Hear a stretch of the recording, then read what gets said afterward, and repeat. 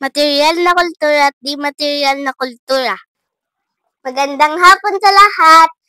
Mabuhay at blessed be God forever! Ako po si Sofia May R. Morales na ipapakita ang mga material at hindi mga material na kultura sa aming bahay. Mga material na kultura. Ito po ang mga halimbawa na material na kultura na makikita at nahawakan sa aming bahay.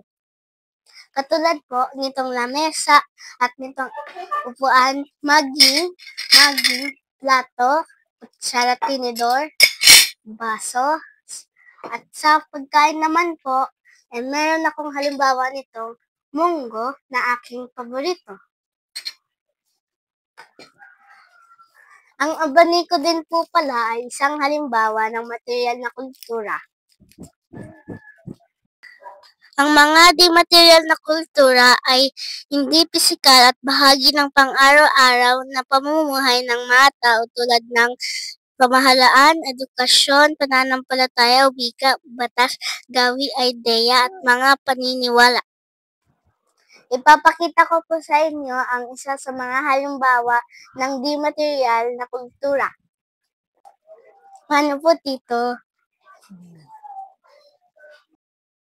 Ang pagmamano at pagsasabi ng po at opo ay isang kaugalian ng mga Pilipino ang pagbigay galang sa mga nakakatanda sa atin.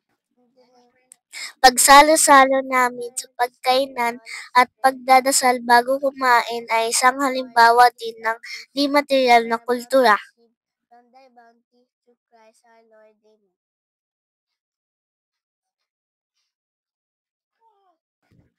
Ang pananampalataya sa Panginoon ay isang halimbawa din ng di-material na kultura na kinaugalian ko na.